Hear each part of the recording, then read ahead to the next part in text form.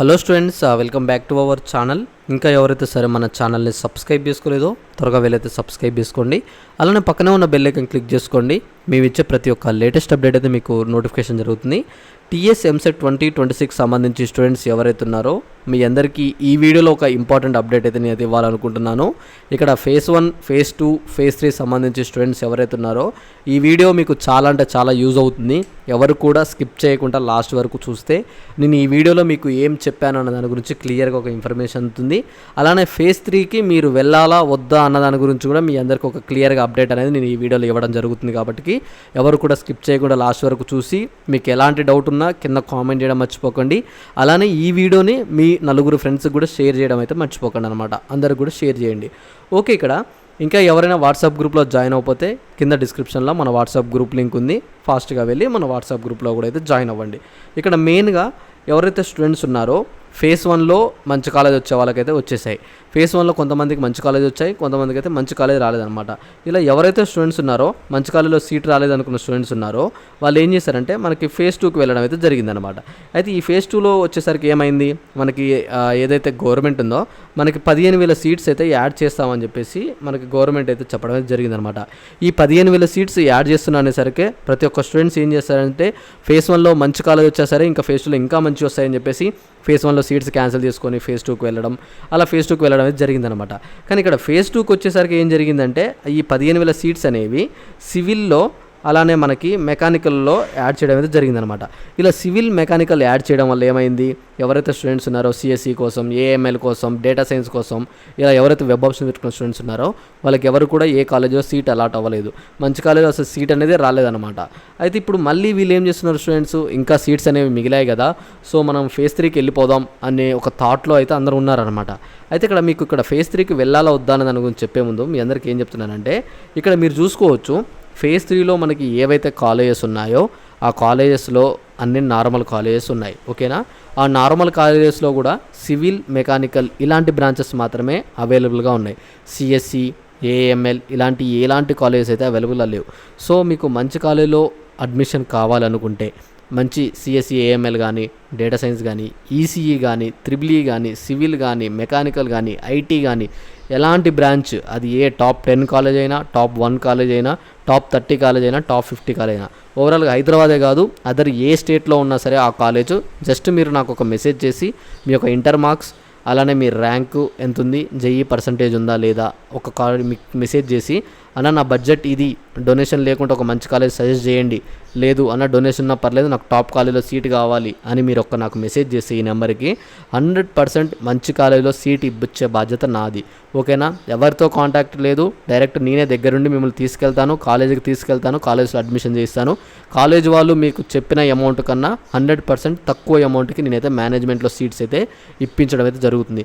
So అందుకే ఎవరు కూడా లేట్ చేయకుండా ఫాస్ట్గా మేనేజ్మెంట్ సీట్స్, ఎందుకంటే ఫేజ్ 3లో కూడా మంచి కాలేజెస్ లేవు కాబట్టి ఉన్న సీట్స్ ఏవైతే మేనేజ్మెంట్ సీట్స్ అయిపోకముందే ఇప్పుడే ఫాస్ట్గా మీకు ఎక్కువ ర్యాంక్ ఉండి ఒకవేళ వచ్చిన కాలేజీలో ఇంట్రెస్ట్ లేని వాళ్ళు ఉన్నా సరే ఫాస్ట్గా సీట్ తీసుకొని 100% మంచి టాప్ 10 కాలేజ్లో అడ్మిషన్ తీసుకొని మంచి ప్లేస్మెంట్ తోటి అయితే మీరైతే కొట్టొచ్చు అనమాట. ఓకేనా, అయితే ఇక్కడ మనం ముందుగా ఇక్కడ లేట్ చేయకుండా ఈ అప్డేట్ గురించి చూసుకున్నట్లయితే ఇక్కడ ఫేజ్ 3కి వచ్చేసరికి నార్మల్ సీట్స్ అనేవి ఉన్నాయి. మరి ఇప్పుడు ఫేజ్ 3లో వెళ్తే మంచి కాలేజ్ వస్తుందా రావట్లేదా?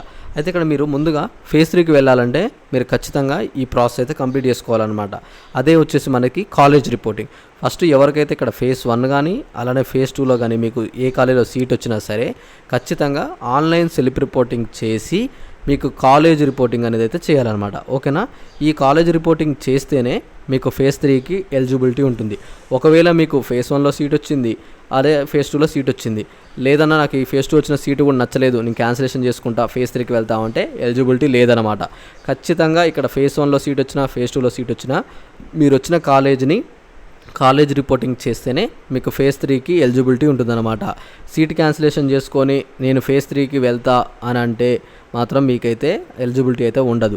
ఫేజ్ 3కి ఎలిజిబిలిటీ అయితే ఖచ్చితంగా కాలేజ్ రిపోర్టింగ్ చేయాలి. మరి ఇక్కడ కాలేజీకి వెళ్తే కాలేజ్ వాళ్ళు అడ్మిషన్ ఫీ అడుగుతున్నారన్నా, ఓకేనా, అడ్మిషన్ అమౌంట్ అడుగుతున్నారు, అలానే సర్టిఫికేట్స్ తీసుకుంటున్నారు, ఎలా అన్నా అని చెప్పేసి నాకు కాల్స్ చేస్తున్నారు. ఇక్కడ మీరు కాలేజీకి వెళ్ళినాక మీ దగ్గర అడ్మిషన్ అమౌంట్ తీసుకున్నారంటే అవి 100% అడిగితే రిఫండ్ ఇస్తారు తర్వాత.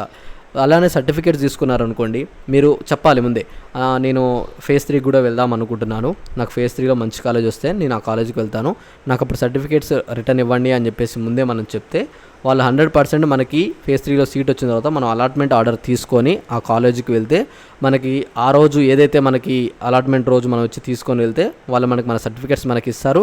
తర్వాత ఫేజ్ 3లో మీరైతే అలాట్ అవ్వచ్చు అనమాట. ఓకేనా. ఒకవేళ మీకు సర్టిఫికేట్స్ ఇవ్వకపోతే దానికి కూడా మీరు ఏం భయపడాల్సిన అవసరం లేదు. ప్రతి కాలేజీలో రూల్ ఉందన్నమాట. ఫేజ్ 2 తర్వాత ఫేజ్ 3 పెట్టుకునే అవకాశాలు ఉన్నాయి. ఫేజ్ 3లో వచ్చిన కాలేజ్ వెళ్ళొచ్చు, అది స్టూడెంట్ యొక్క ఇష్టం, స్టూడెంట్స్కి ఆ రైట్స్ ఉన్నాయని చెప్పేసి మన గవర్నమెంట్ అఫీషియల్గా చెప్పింది కాబట్టి ఎవరు కూడా ఏం భయపడాల్సిన అవసరం లేదు. కాలేజ్ వాళ్ళు మీ అడ్మిషన్ అమౌంట్ తీసుకున్నా కూడా అడగండి, రిక్వెస్ట్ చేసుకోండి, అమౌంట్ ఇస్తారు, ఖచ్చితంగా ఇస్తారు. ఆ అమౌంట్ తీసుకొని మీరు తర్వాత ఫేజ్ 3కి అయితే పార్టిసిపేషన్ చేయండి. ఇంకా మేనేజ్మెంట్ సీట్స్ కోసం చూస్తూ తక్కువ డొనేషన్లో కాలేజ్ కావాలంటూ ఎవరైనా స్టూడెంట్స్ ఉంటే మాత్రం ఎవరు కూడా ఈ అవకాశాన్ని అయితే మిస్ చేసుకోకండి. ఫాస్ట్గా నాకు మెసేజ్ చేసి మేనేజ్మెంట్లో తక్కువ డొనేషన్ తోటి, డొనేషన్ లేకుండా కాలేజెస్ ఉన్నాయి, డొనేషన్తో ఉన్న కాలేజెస్ ఉన్నాయి, టాప్ 10 కాలేజెస్ ఉన్నాయి, అన్ని కాలేజెస్ ఉన్నాయి. కాబట్టి ఎవరు కూడా మిస్ చేయకుండా మంచి కాలేజీలో వెంటనే సీట్ తీసుకోండి. అందరికి కూడా మీ ఫ్రెండ్స్ అందరు కూడా సజెస్ట్ చేయండి. మీకు ఒకవేళ మంచి కాలేజ్ వచ్చింది, మంచి ర్యాంక్ ఉందనుకుంటే మీరు కౌన్సిలింగ్లో వెళ్తారు. వేరే మీ ఫ్రెండ్స్కి అయితే మంచి ర్యాంక్స్ కాలేజ్ లేవు కాబట్టి వాళ్ళకి ఈ వీడియోని షేర్ చేసి మీరు ఇలా తీసుకోండి అడ్మిషన్ అని చెప్పేసి మీ ఫ్రెండ్స్కి మీరే హెల్ప్ చేయాలన్నమాట. ఓకేనా. ఈ వీడియోని షేర్ చేసి మీ ఫ్రెండ్స్ అందరికీ సజెస్ట్ చేస్తే 100% మీ ఫ్రెండ్స్కి కూడా మీరు మంచి కాలేజ్ ఇప్పించిన వాళ్ళు అవుతారు. కాబట్టి ఎవరు కూడా మిస్ చేసుకోకండి. ఇలాంటి అవకాశాన్ని మీ ఫ్రెండ్స్ కూడా అయితే కల్పించండి. మేనేజ్మెంట్లో మనకి సీట్స్ అనేవి ఉన్నాయి. ఫేజ్ 3లో ఎలాంటి మంచి కాలేజెస్ అయితే లేవు కాబట్టి ఒక్కసారి ఆలోచించుకొని ఫేజ్ 3కి అయితే వెళ్ళండి. ఫేజ్ 3కి వెళ్ళిన తర్వాత నార్మల్ కాలేజ్ వచ్చిన తర్వాత ఆ కాలేజ్లో జాయిన్ అయ్యి మీ ఫ్యూచర్ని అయితే ఖరాబ్ చేసుకోకండి. ఎప్పుడైనా సరే ఒక స్టూడెంట్ ఫ్యూచర్ బాగుండాలంటే 100% ప్లేస్మెంట్ ఉన్న కాలేజ్లో జాయిన్ అవ్వాలి. అలానే ఫీజు ఎంత ఉందనేది కాదండి, ఆ కాలేజ్లో స్టడీ ఎలా ఉంది, ప్లేస్మెంట్స్ ఎలా ఉన్నాయని చెప్పేసి థింక్ చేసుకొని ఆ కాలేజ్ని మీరైతే చూస్ చేసుకోండి. ఓకేనా. ఎవరు కూడా ఆ కాలేజీలో ఎలా చూస్తున్నారంటే ఆ కాలేజ్ చూడడానికి బాగుంది, ఫీజు తక్కువ ఉంది, వెళ్దాం అని చెప్పి ఇలా కాకుండా ఆ కాలేజీలో ఇప్పటివరకు ఎన్ని ప్లేస్మెంట్స్ వచ్చాయి, హైయెస్ట్ ప్లేస్మెంట్ ఎంత ఉంది, ఆ కాలేజ్ లాస్ట్ ఇయర్లో ఎన్ని ప్లేస్మెంట్స్ వచ్చాయి, ఆ లాస్ట్ ఇయర్ ఎన్ని ప్లేస్మెంట్స్ వచ్చాయి, ప్లేస్మెంట్ పరంగా ఏ కంపెనీస్ వస్తున్నాయి, ఇలా అన్నీ ఒకసారి ఆ కాలేజీలో గ్యాదర్ చేసుకోండి. తర్వాత హాస్టల్ ఫెసిలిటీస్ ఉన్నాయా లేవా, ఒకవేళ హాస్టల్ ఫెసిలిటీ లేకపోతే దాని ముందు ఏమన్నా ఉన్నాయా, అన్నీ అలా చూసుకొనే ఒక కాలేజీని అయితే ఎంచుకోండి అనమాట. తొందరపడి ఎవరు కూడా నార్మల్ కాలేజ్ చూస్ చేసుకొని మీ భవిష్యత్తుని అయితే ఖరాబ్ చేసుకోకండి. ఇంత క్లియర్గా మీరు అర్థం చేసుకుంటారు అని చెప్పేసి ఈ వీడియోలో మీ అందరికైతే ఒక క్లారిటీగా ఇచ్చానమాట. ఎందుకంటే ఎవరు కూడా మీకు చెప్పరు, మీకు గైడెన్స్ ఇచ్చేది నేనే కాబట్టి, దగ్గరుండి మీకు గైడెన్స్ ఇవ్వాలి కాబట్టి నేనైతే చెప్తున్నాను. ఇలాంటి ఆపర్చునిటీ మిస్ చేసుకోకండి. ఎంత ర్యాంక్ వచ్చినా, మీకు 1,00,000 ర్యాంక్ వచ్చినా సరే ఇంటర్ మార్క్స్ మీదనే తక్కువ ఫీజు తోటి మీకు కాలేజెస్ అనేది నిప్పించడం జరుగుతుంది. కాబట్టి ఇలాంటి ఆపర్చునిటీ మిస్ చేసుకోకండి. మీ ఫ్రెండ్స్ని కూడా మిస్ అవ్వకుండా అయితే చేయండి. మీకు ఇంట్రెస్ట్ లేకపోతే మీ ఫ్రెండ్ని సజెస్ట్ చేయండి. మీ ఫ్రెండ్కి ఇంట్రెస్ట్ ఉంటే తను తీసుకుంటాడు. ఓకేనా. ఇది ప్రాసెస్ వచ్చేసి ఫేజ్ 3కి జాగ్రత్తగా ఉండండి, మంచిగా వెబ్ ఆప్షన్స్ పెట్టుకోండి. లేదు వెబ్ ఆప్షన్స్ సెండ్ చేయండి అన్న, నేను పెట్టుకుంటానంటే చెప్పండి, నేనే మీకు వెబ్ ఆప్షన్స్ దగ్గర నుండి సెండ్ చేస్తాను. మీరు ఆ వెబ్ ఆప్షన్స్ అయితే పెట్టుకోండి. ఓకేనా.